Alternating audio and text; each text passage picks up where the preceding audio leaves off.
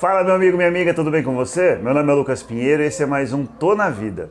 E hoje a gente tem o quadro Compartilhando Histórias e o programa de hoje vai ser com o Adriano Torres, meu primo, e ele vai falar pra gente sobre a sua experiência, sobre o que ele viveu em relação às drogas. Quer conhecer um pouco dessa história? Então fica comigo.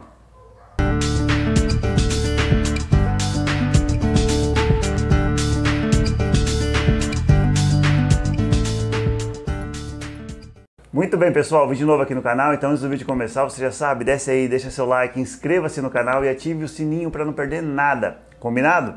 E vamos lá, galera, ajuda aí o canal com a campanha do Apoia-se, o link tá aqui embaixo na descrição. E hoje, então, a gente vai bater um papo com ele, Adriano Torres. Tudo bem, Adriano? Obrigado Muito bom. por topar contar essa história pra gente aqui no canal. O Adriano, fazer uma pequena introdução aqui.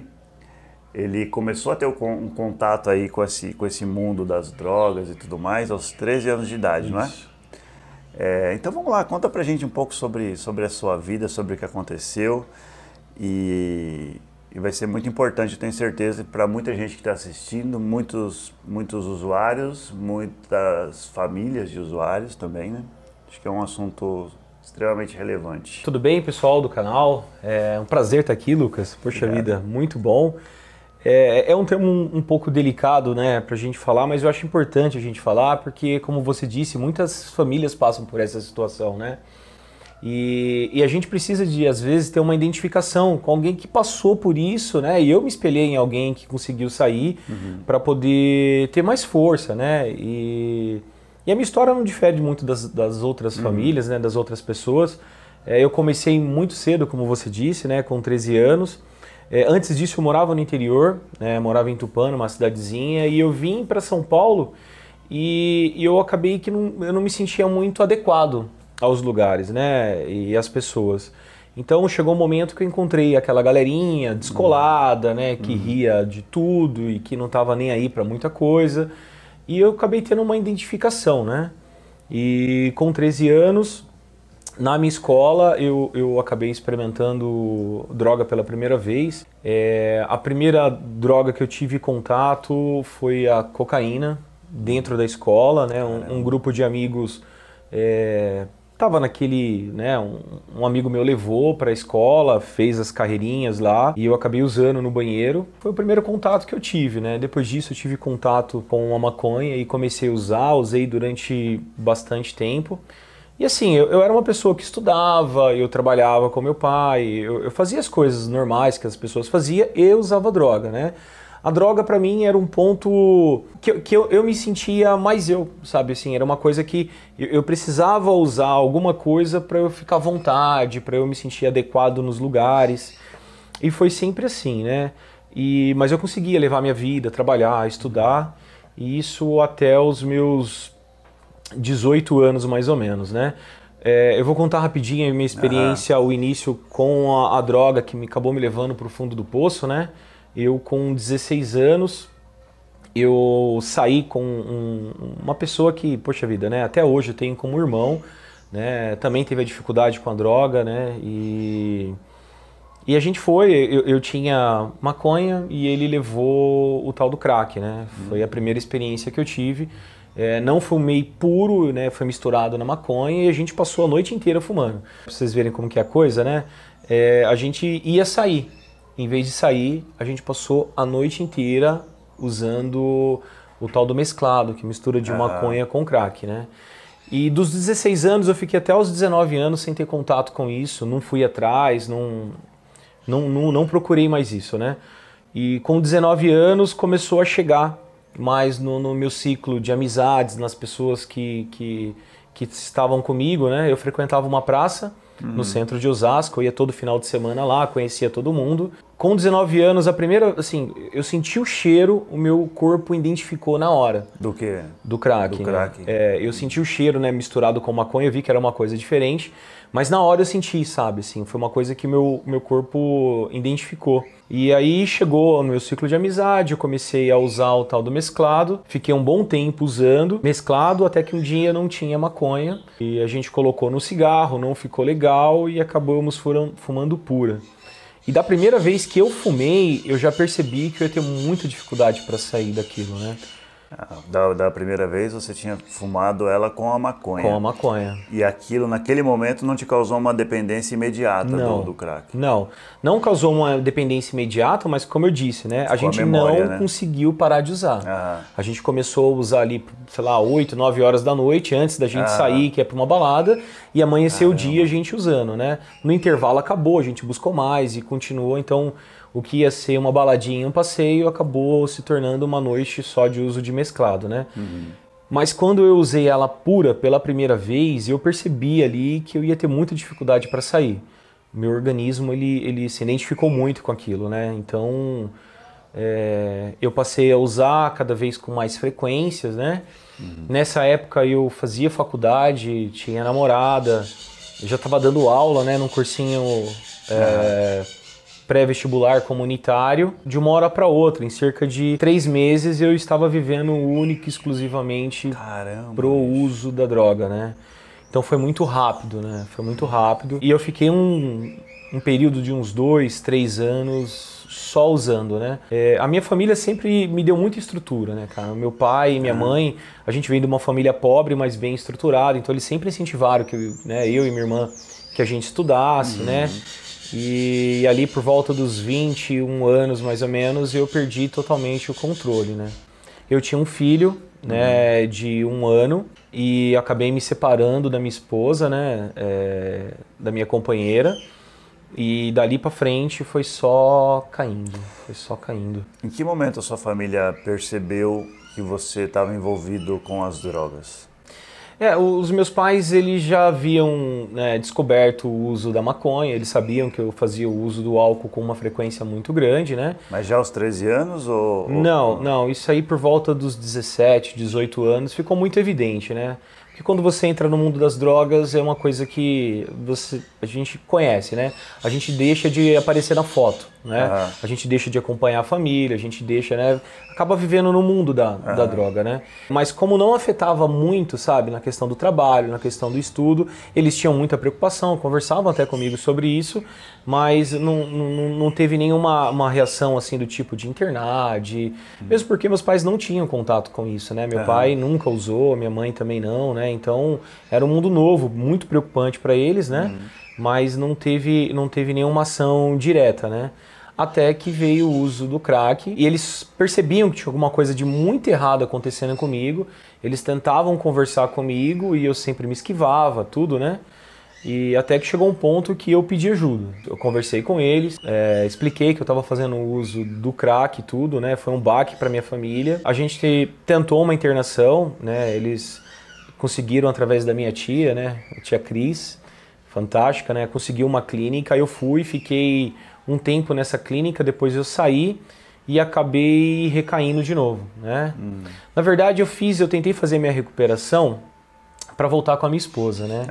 Isso é um erro para quem faz, né? Eu conheci uma programação que me ajudou demais. E essa programação ela fala que a gente tem que fazer pela gente mesmo, né? Eu preciso primeiro gostar de mim, me amar, para depois poder desprender amor, né? E gostar das outras pessoas. Então eu fiz uma recuperação ali, né? Entrei no processo de recuperação e estava limpo há uns 3 meses mais ou menos e tentei voltar com a minha companheira. E ela disse não e eu acabei voltando direto, saí do encontro que eu tive com ela e fui direto para o uso de drogas. E ali eu acabei intensificando o uso até que ficou insustentável a minha presença ali dentro da minha casa, né? Por conta do trabalho que eu dava para meus pais, né? Eu acabava saindo, não falando para onde eu ia, ficava vários dias fora e voltava.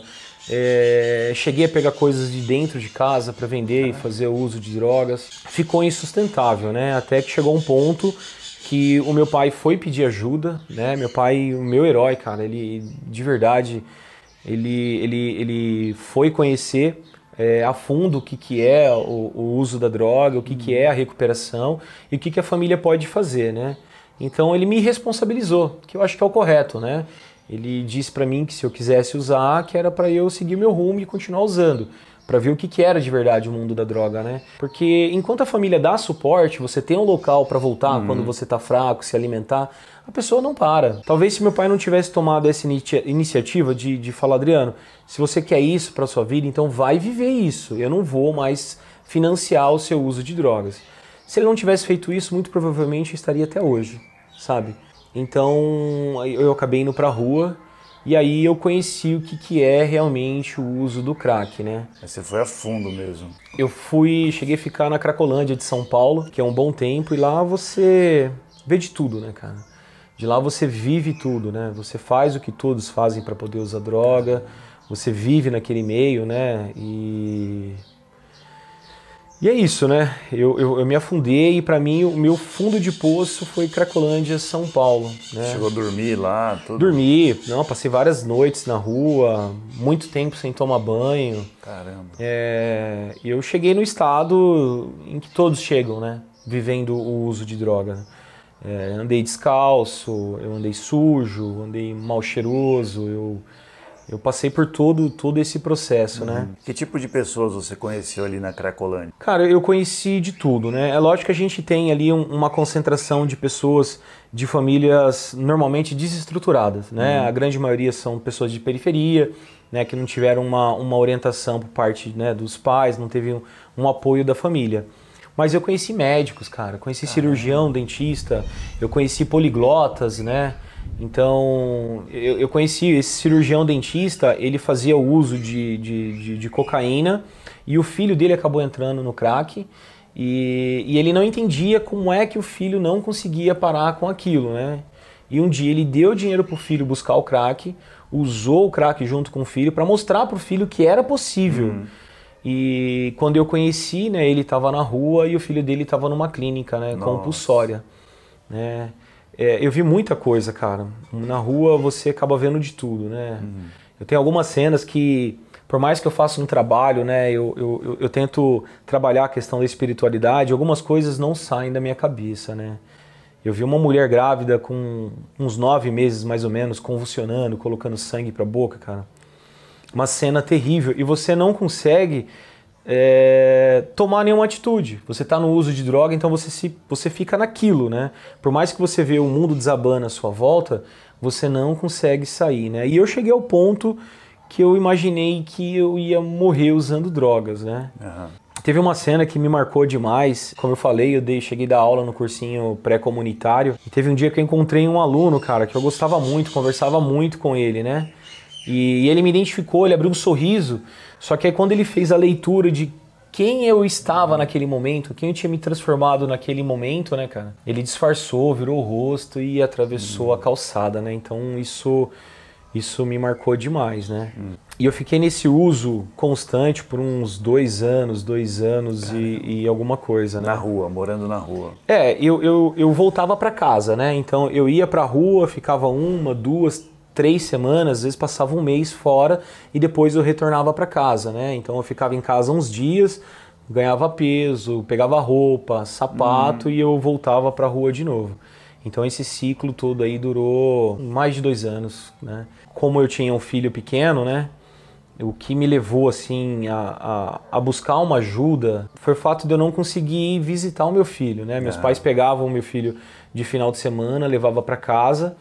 E às vezes eu não conseguia ir, às vezes eu ia, até que eu comecei a não ir, sabe? E isso começou a me cobrar demais e eu pedi ajuda novamente para os meus pais, né? Eles sempre se colocaram à disposição quando eu quisesse buscar ajuda, né? Eles estavam lá para me ajudar, né? Então eu acabei pedindo ajuda para os meus pais novamente e demorou um pouco. Meu pai ofereceu ajuda e demorou uns 3 dias até que eu conseguisse chegar em casa, né? Teve uma manhã que eu acordei, eu estava embaixo de um viaduto da Castelo Branco em Osasco, né? Não estava na Cracolândia, estava em Osasco. E eu acordei com muita fome, já estava vários dias sem comer. E saí batendo nas portas, pedindo alguma coisa para comer, e até que uma senhora me deu um pão com uma espécie de presunto, não sei o que era aquilo. E minha boca estava tão machucada por dentro que eu não conseguia, cara. Por mais que eu estivesse com muita fome, não descia. Porque minha boca estava cheia de feridas por dentro, né? Então, nesse dia, eu acabei encontrando uma tia minha, né, minha tia Ana, e ela segurou meu braço, cara, quando ela me viu. Eu tava sujo, tava fedendo, cara. E ela segurou meu braço com tanta força, ligou pro meu pai, foi até um orelhão, né? Ligou pros meus pais, falou, ó, cara, eu tô com ele aqui, vem pegar, porque... ela falou, não vou te soltar, cara. Se você tentar sair daqui, eu grudo você, né, eu caio no chão, mas eu não te solto, né? Eu fui pra casa dos meus pais, procurei novamente uma comunidade, né? E foi o que salvou minha vida, né, cara? Eu encontrei 12 passos, né, de Narcóticos Anônimos. Eu posso falar porque, por mais que seja Narcóticos Anônimos, não é uma organização secreta.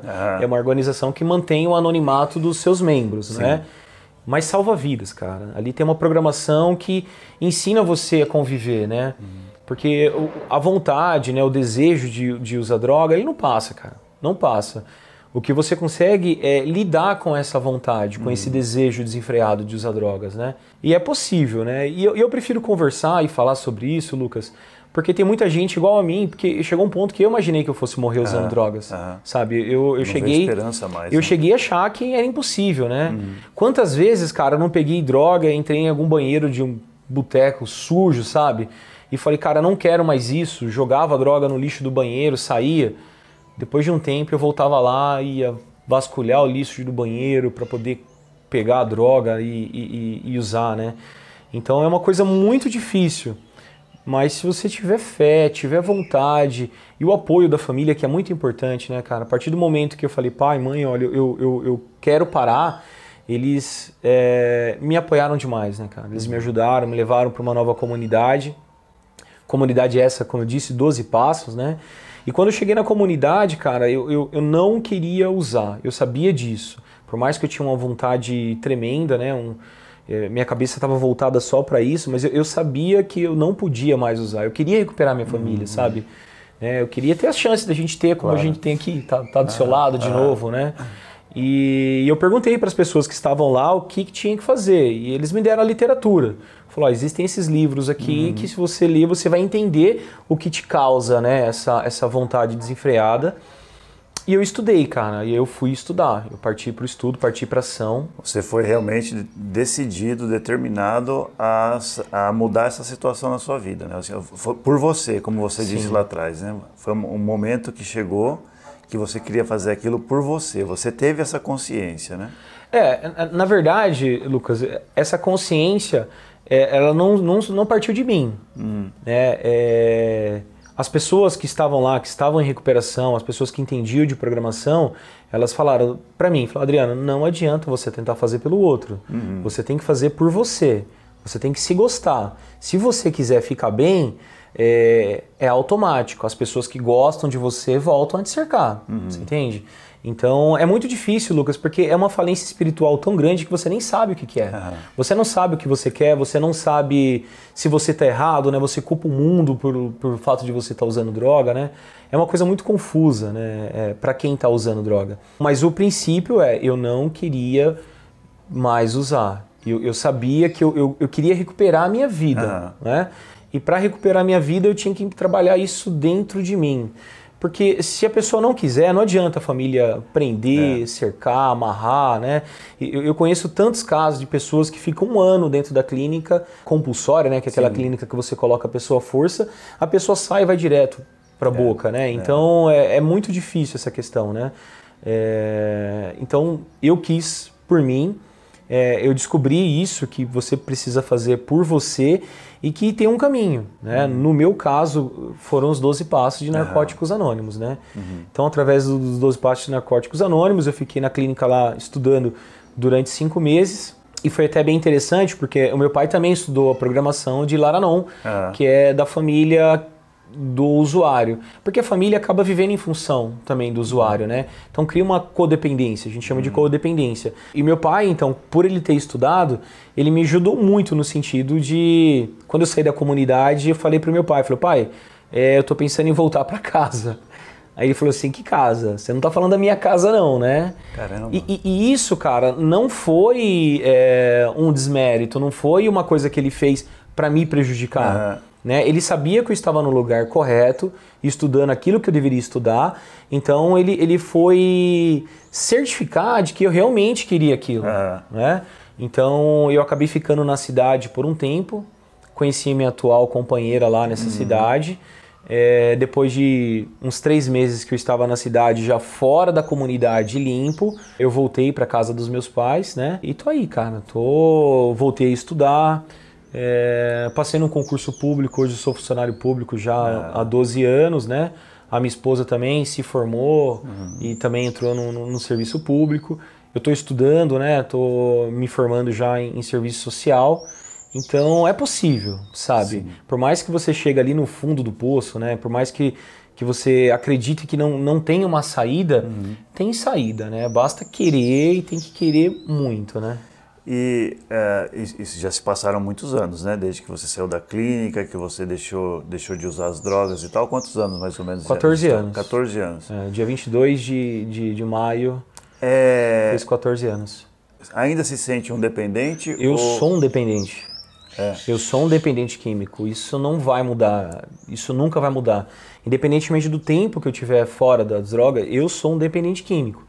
O que eu fiz foi optar por estar em abstinência, abstinência das drogas. Eu sei que se eu voltar, se eu tomar uma dose, como dizem os alcoólicos anônimos, né, o pessoal do Alcoólicos Anônimos, ou se eu usar uma dose de drogas, eu vou voltar para aquele ponto. Porque eu já conheço os caminhos, né? A gente tem um dizer, né, que a nossa vela vai queimando, né? Então, quando você para de usar, você não reconstitui sua vela, você só apaga, você entende? Então, se você acender de novo aquela vela, vai dali para baixo, né? Então, é mais ou menos isso. Isso nunca passa, né? Nunca passa. E as pessoas falam, pô, mas e aí como é que é? Você tem vontade? Você tem? Tenho, cara. Tem ainda? Eu ainda hoje, eu tenho vontade. Alguns anos atrás eu trabalhei pela prefeitura, né? Mas eu fiz muitos serviços no centro de São Paulo, próximo a Cracolândia, onde eu ficava, né?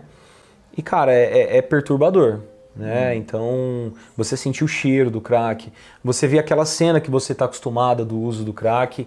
Então quando eu voltava para minha cidade, eu passava alguns dias ainda, só que a programação me deu força, sabe? Eu sei que aquilo ia acontecer comigo e eu aprendi a lidar com isso, né? Então a vontade ela não passa.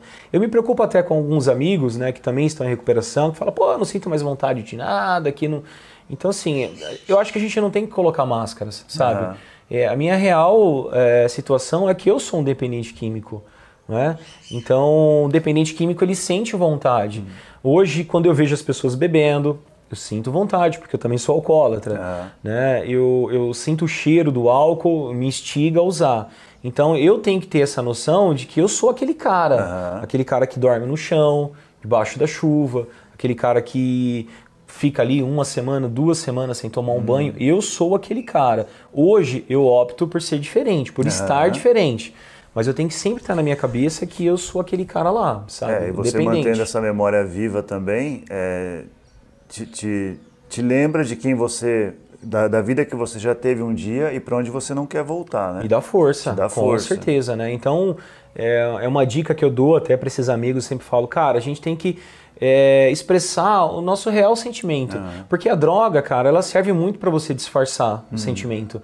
Eu não fui usar droga porque estava tudo bem. Entendeu? Eu fui usar droga porque alguma coisa fazia com que eu me sentisse inadequado nos grupos em que eu estava. Entendeu? Então a droga era um motivo de eu me transformar naquele cara, sabe, o bacana, legal, que faz piada, que faz... Então aí eu me sentia, né, mas aquele era um personagem, não é real. Você entende? Então você tem que fazer essa inversão na cabeça. E a gente tem que trabalhar o nosso sentimento real, né? Então eu acho que é mais ou menos isso, cara. Eu vou falar uma coisa para você e para vocês também. A gente é primo, a gente sempre teve uma ligação muito próxima, né? A minha família, a sua família, a gente sempre foi muito próximo. E quando você me contou essa história a primeira vez, para falar do vídeo e tal, me pegou de surpresa, porque eu não fazia ideia de tudo que você tinha passado. E a gente era próximo.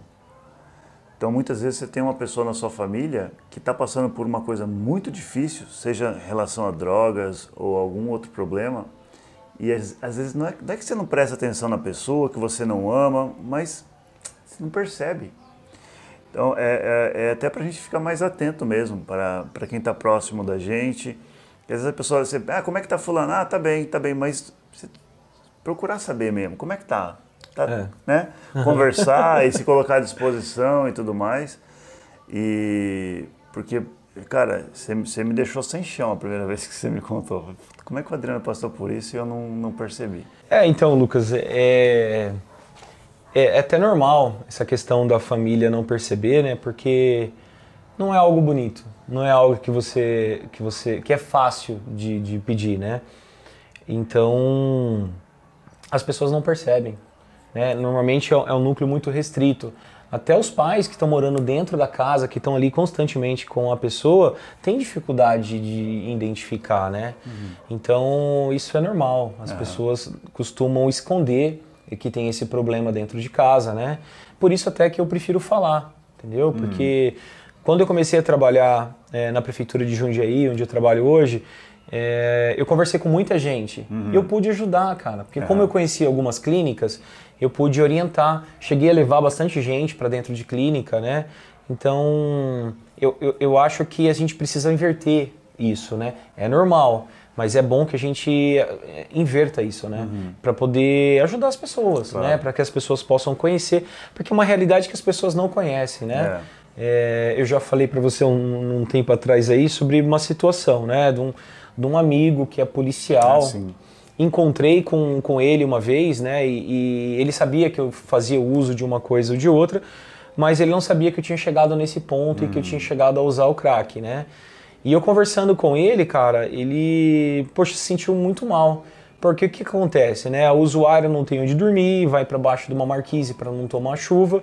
O proprietário vê aquela pessoa mal vestida, mal cheirosa, com todas aquelas coisas que as pessoas costumam levar de um lado para o outro.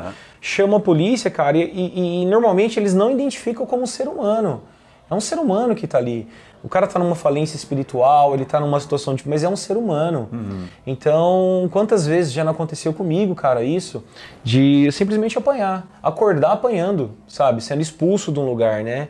E eu conversei com esse amigo, ele ficou, sabe... Ele se sentiu muito mal. Ele pediu desculpa pra mim, cara, porque foi uma coisa que... pelo lugar onde ele trabalhava, era uma coisa que ele estava acostumado a fazer, sabe? Os comerciantes ligam, eles vão lá e retiram a pessoa... E eles acabam até agredindo para a pessoa ficar com medo de voltar para aquele lugar, né? Então a questão da identificação com o ser humano, né, cara? Isso é uma coisa que infelizmente acontece, né?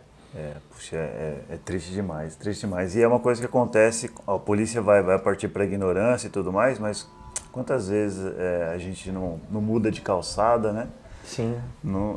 Putz, Teve uma vez, Lucas, até para contar uma história, né? Teve um policial que ele foi me tirar de uma marquise e aí eu comecei a conversar, o cara tá me batendo, eu falei, senhor, o que tá acontecendo? O que tá acontecendo? Eu só tô dormindo.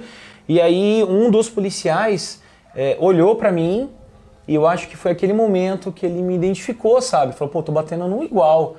E aí ele começou a conversar, falou, pô, mas o que você tá fazendo aqui na rua? E aí a gente começou a conversar e caiu a ficha nele também, cara, sabe? Caiu a ficha e... É ser humano, né, cara? É ser humano que está em dificuldade, que precisa ser cobrado como tal, ele tem que ser responsabilizado, porque a gente tem o costume, quando está no uso de droga, de tentar culpar o mundo. A gente tenta responsabilizar todo mundo, né? É uma forma de sofrer menos. Eu consigo fazer essa identificação, né? Então o problema não está comigo, o problema está comigo, com o mundo, e por isso que eu estou usando droga, né? Mas é o ser humano que está ali em sofrimento, isso tem que ser levado em consideração, né? Eu acho que tinha que ter um preparo melhor por parte da polícia, né? Não estou dizendo que é para passar a mão na cabeça de ninguém, né? Claro, e nem que todo policial age dessa maneira, né? Mas que isso é uma realidade que acontece e que não ajuda em nada a pessoa que está naquela situação. Isso é real. Não, sem dúvida.